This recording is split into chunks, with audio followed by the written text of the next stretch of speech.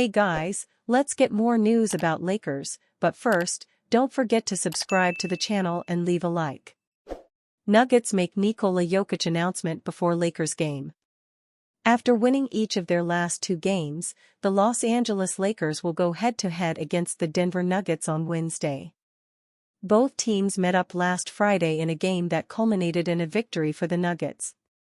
As the Lakers look to climb back up the standings, they will aim to exact their revenge against Denver. The Lakers are 1-2 against the Nuggets so far this season and will hope to tie the season series in their final regular season matchup.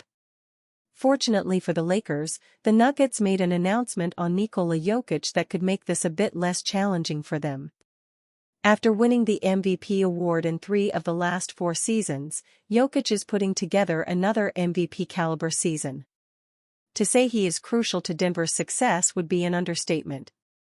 However, the Nuggets recently announced that Jokic, who missed the team's victory over the Golden State Warriors with an elbow injury, is questionable against the Lakers.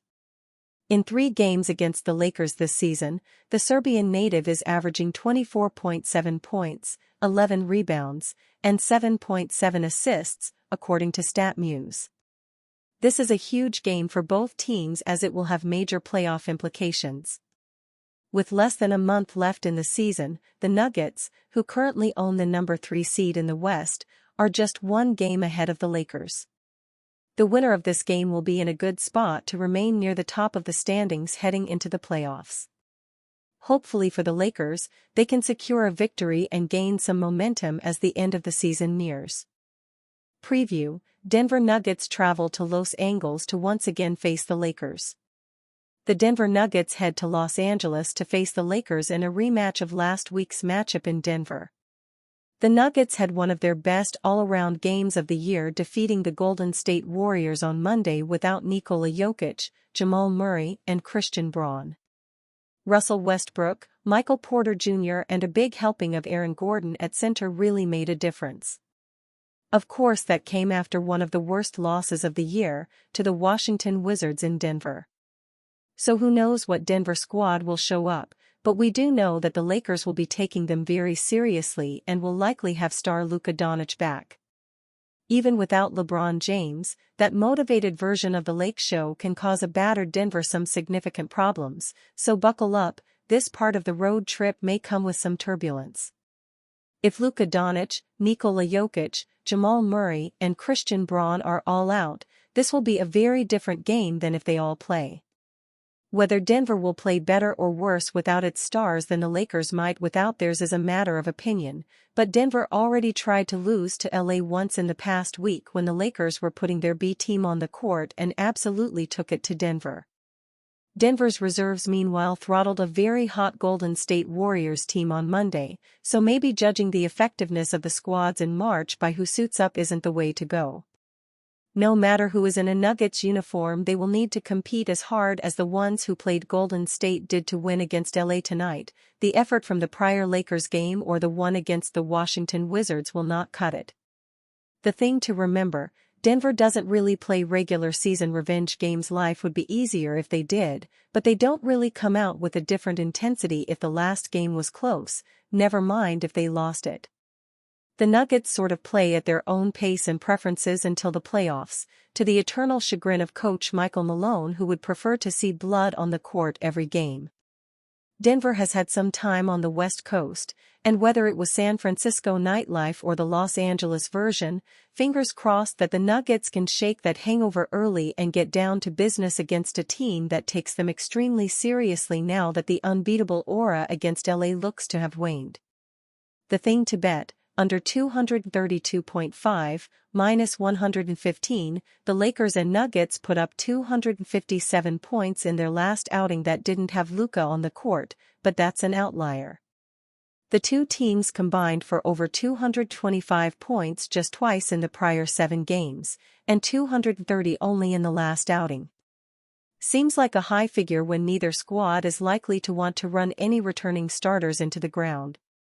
I expect both squads to get over 100, but 116 apiece still doesn't get to the over, and that just seems optimistic to me. Take the under. Shaquille O'Neal credits Lakers' LeBron James' longevity to less physical play. A new era of NBA basketball has meant less physicality, according to Shaquille O'Neal. He believes that Los Angeles Lakers star LeBron James has been a beneficiary of that.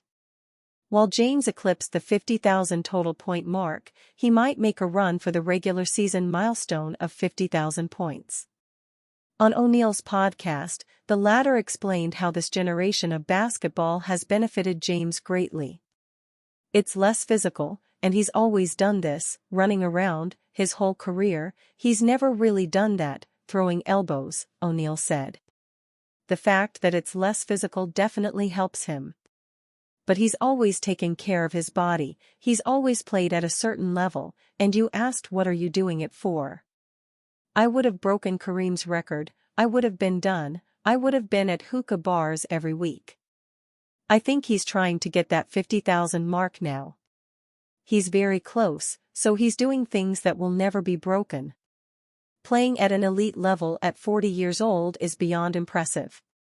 However, O'Neal brings up an interesting point. There are more fouls called, no hand-checking, and a reduced way to be physical.